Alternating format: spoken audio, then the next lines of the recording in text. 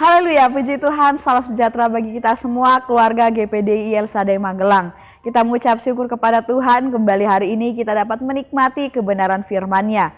Mari terus alami pembaruan di dalam Tuhan setiap hari dengan menggunakan 365 hari yang mengubahkan. Pembacaan Alkitab kita pada hari ini terdapat dalam kitab 1 Korintus 3 dan kita akan membaca ayat 10 sampai ayat yang ke-11. Sekali lagi 1 Korintus 3 ayat 10 sampai ayat 11. Demikian firman Tuhan. Sesuai dengan kasih karunia Allah yang dianugerahkan kepadaku, aku sebagai seorang ahli bangunan yang cakap telah meletakkan dasar dan orang lain membangun terus di atasnya. Tetapi tiap-tiap orang harus memperhatikan bagaimana ia harus membangun di atasnya.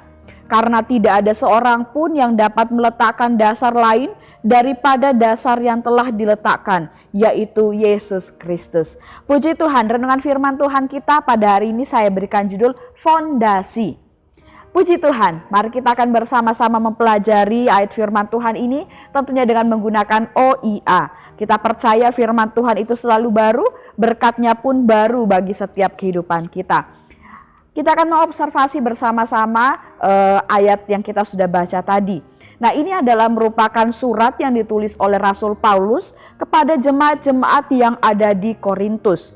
Pada saat itu ada satu peristiwa seperti perselisihan yang terjadi di tengah-tengah jemaat, sehingga melalui suratnya ini Rasul Paulus mengajari jemaat yang ada di Korintus dan meluruskan pemikiran mereka yang salah.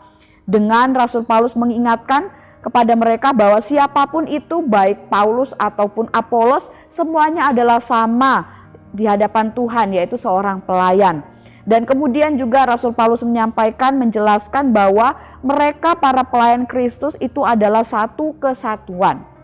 Nah, di sini juga Rasul Paulus memberikan banyak nasihat dan pengajaran bagi jemaat yang ada di Korintus mengenai dasar rohani, atau dasar pelayanan yang benar, yaitu adalah Tuhan Yesus. Kemudian Rasul Paulus juga menyampaikan tentang gambaran-gambaran tentang kesucian, gambaran tentang kerendahan hati, bahkan juga ada satu perintah larangan untuk tidak mengagung-agungkan guru atau siapapun pelayan yang melayani mereka. Ya, jadi yang dimuliakan haruslah tetap Kristus dan Injilnya, bukan orang yang menyampaikannya. Ya, mereka adalah pelayan yang dipakai Allah, tapi yang diagungkan di atas segalanya adalah Injil atau Allah itu sendiri.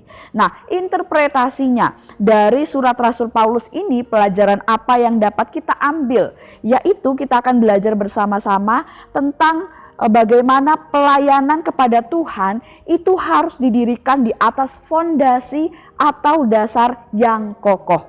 Ya, Yesus Kristus itu adalah fondasi itu, fondasi yang kokoh bagi setiap pelayanan. Tuhan Yesus adalah batu penjuru yang menjadi dasar atau fondasi yang kuat bagi seorang pelayan dalam pelayanannya kepada Tuhan. Efesus 2 ayat 20 berkata, yang dibangun di atas dasar para rasul dan para nabi dengan Kristus Yesus sebagai batu penjuru. Nah, Bapak Ibu yang diberkati oleh Tuhan, sebuah bangunan untuk dia dapat berdiri dengan tegak, kemudian tetap terbangun dengan kokoh, maka harus memiliki fondasi atau dasar yang luar biasa kuatnya. Bangunan megah dan indah sekalipun bisa tiada artinya jika dasarnya keropos atau rapuh. Bangunan itu hanya menunggu waktu untuk kemudian bisa roboh, runtuh, dan rusak. Nah, begitupun juga dengan pelayanan kita kepada Tuhan. Kita perlu fondasi yang kuat dan kokoh supaya kita tidak mudah goyah, kita tidak mudah runtuh dalam kita melayani Tuhan. Contoh hal-hal yang dapat menyebabkan kegoyahan dan keruntuhan pelayanan seseorang. Ya, kita bicara tentang bagaimana seorang itu pelayanan di dalam gereja, ya, pelayanan mimbar. Hal-hal yang dapat menyebabkan kegoyahan dan kehancuran, keruntuhan pelayanan seseorang, yaitu yang pertama, itu mudah tersinggung. Ya, bahasa Indonesianya yang lain merajuk, ya, sehingga tidak mau lagi pelayanan. Kemudian tidak terima saat diberikan nasihat atau ditegur. Ada juga orang yang memiliki rasa ingin paling menonjol, ya. Ada kesombongan, merasa diri sendiri lebih mampu dan lebih cakap dari yang lain. Kemudian tidak mau menerima saran atau masukan. Jadi maunya sesuai dengan apa yang dia inginkan. Dan juga sikap malas atau tidak semangat di dalam melayani Tuhan. Ya seadanya lah ya. Bapak Ibu yang diberkati oleh Tuhan, dan masih ada contoh-contoh lain tentunya. Nah, contoh-contoh ini dapat membuat suatu pelayanan bisa goyah, bahkan runtuh karena fondasinya tidak kuat. Seperti yang dijelaskan Rasul Paulus dalam suratnya ini, fondasi yang kokoh ini telah diletakkan Rasul Paulus ketika dia mendirikan jemaat di Korintus. Ketika Rasul Paulus melayani jemaat yang ada di Korintus, dasar tersebut, fondasi tersebut sudah digunakan oleh Rasul Paulus, yaitu Tuhan Yesus Kristus ya. Rasul Paulus berharap agar setiap jemaat yang ada di Korintus itu juga kemudian meletakkan seluruh pelayanan mereka kepada Kristus di atas dasar Kristus juga. Jadi Rasul Paulus ingin supaya hidup jemaat Korintus pun mereka hidupnya kuat di dalam iman di atas dasar Kristus ya, bagaimana mereka menjadikan Kristus sebagai yang terutama landasan kehidupan mereka. Hal ini juga menjadi peringatan bagi jemaat Korintus karena pada saat itu keadaan pelayanan jemaat yang ada di Korintus memang melimpah dengan karunia rohani, namun mereka meletakkannya di atas dasar yang rapuh, dasar yang tidak kuat, bahkan dasar yang salah, yaitu kesombongan, iri hati, kepentingan diri sendiri dan golongan. Nah, sama seperti contoh-contoh yang sudah kita bahas tadi, kalau ada kesombongan, kalau ada kepentingan mementingkan diri sendiri, hal-hal inilah yang dapat menyebabkan sebuah pelayanan bisa goyah dan bisa runtuh. Nah, kemudian apa aplikasinya? Bagaimana cara kita membangun fondasi yang kuat, yang kokoh untuk pelayanan kita kepada Tuhan, supaya tentunya pelayanan kita tetap terus bertahan dan terus berdiri ya, tegak, kita tetap melayani Tuhan dengan setia. Yang pertama, kesadaran akan harusnya melayani Tuhan. Ini cara yang pertama, kita harus memiliki kesadaran akan harusnya, pentingnya, wajibnya kita melayani Tuhan. Lukas 1 ayat 38, kata Maria, sesungguhnya aku ini adalah hamba Tuhan, jadilah padaku menurut perkataanmu itu. Lalu malaikat itu meninggalkan dia. Kita belajar dari ucapan Maria ini. Ketika dia dipercayakan untuk mengandung bayi Yesus, dia berkata, sesungguhnya aku adalah hamba Tuhan, jadilah padaku menurut perkataanmu. Ada satu sikap yang luar biasa dari Maria, yaitu bahwa dia sadar bahwa dia adalah hamba Tuhan dan memang dia harus melayani Tuhan, sehingga apapun yang diperintahkan dia harus melakukannya. Nah, sebagai umat Tuhan kita perlu, bahkan harus menyadari ya, kita ini wajib melayani Tuhan. Karena kita ini adalah ciptaan Tuhan yang mulia, maka hidup kita ini harus mengabdi kepada Dia yang menciptakan kita. Bukan seperti budak dengan majikan, ya, tetapi Tuhan memandang kita sebagai rekan sekerjanya dalam pelayanannya di muka bumi ini.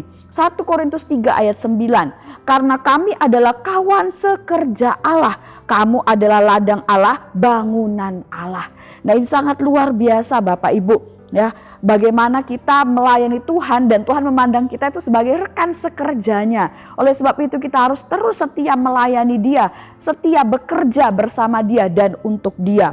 Jika kita sadar dan sungguh-sungguh memahami serta menanamkan hal ini dalam kehidupan kita, yaitu bahwa kita harus melayani Tuhan, maka dalam diri kita saat kita melayani Tuhan, pasti kita akan melayani dengan giat, kita akan melayani dengan sukacita dan tulus kita lakukan untuk Tuhan. Karena kita memiliki kesadaran, tahu, kita mengerti bahwa wajib untuk melayani Tuhan.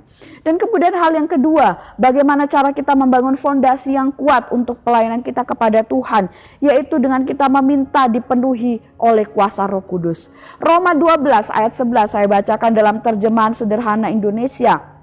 Di sana mengatakan, rajinlah bekerja dan jangan malas. Dengan kekuatan dari Roh Allah, hendaklah kamu melayani Tuhan dengan penuh semangat.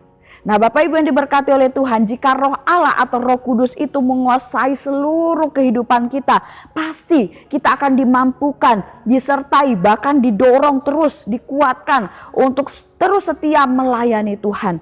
Tidak akan ada kata undur ya di dalam pelayanan saat ada Roh Kudus yang menguatkan dan memampukan kita dalam pelayanan. Oleh sebab itu kita harus minta Roh Kudus memenuhi kita, biarlah Roh Kudus itu menyala-nyala di dalam kita dan membawa kita untuk terus melayani Tuhan, semakin maju lagi, semakin giat lagi melayani Tuhan. Sehingga kita dapat melihat, maka dari situlah fondasi yang kuat akan terbentuk ya dalam pelayanan kita, sehingga pelayanan kita tidak mudah runtuh, tidak mudah goyah, tapi akan terus bertahan selama-lamanya, memuliakan nama Tuhan. Puji Tuhan, Tuhan Yesus memberkati kita semuanya melalui renungan firman Tuhan hari ini. Terima kasih bagi Bapak Ibu yang telah mengikuti renungan 79, kiranya dapat menjadi berkat kekuatan bagi kita semua. Bagi Bapak Ibu, saudara-saudari yang ingin didoakan untuk pokok doa tertentu atau ingin menceritakan kesaksian mujizat, baik mujizat kesembuhan, pemulihan masalah keluarga dan lain-lain, dapat disalurkan melalui chat WhatsApp di nomor 0813 2742 0088. Mari kita akan berdoa. Kami mengucap syukur Tuhan buat firman-Mu hari ini yang kami dapat nikmati bersama-sama. Firman-Mu mengajarkan kami untuk kami memiliki dasar yang kuat, fondasi yang kuat dalam pelayanan kami, yaitu kami mengandalkan Tuhan Yesus. Kami benar-benar memiliki kesadaran melayani Tuhan dan dipenuhi oleh kuasa Roh Kudus, sehingga pelayanan kami dapat bertahan dan dapat memuliakan nama Tuhan. Tuhan memberkati setiap jemaat Tuhan yang ada di GPD El Shaddai Magelang. Biarlah hidup kami semakin hari semakin cintakan Tuhan dan semakin setia melayani Tuhan. Terima kasih Tuhan. Kiranya Allah mengasihani keluarga GPD El Shaddai Magelang dan memberkati kami. Kiranya Engkau menyinari kami dengan wajah-Mu, supaya jalan-Mu dikenal di bumi dan keselamatan-Mu di antara segala bangsa. Terima kasih Tuhan, kami aminkan dan kami terima firman-Mu dengan penuh ucapan syukur dalam nama Yesus. Haleluya. Amin.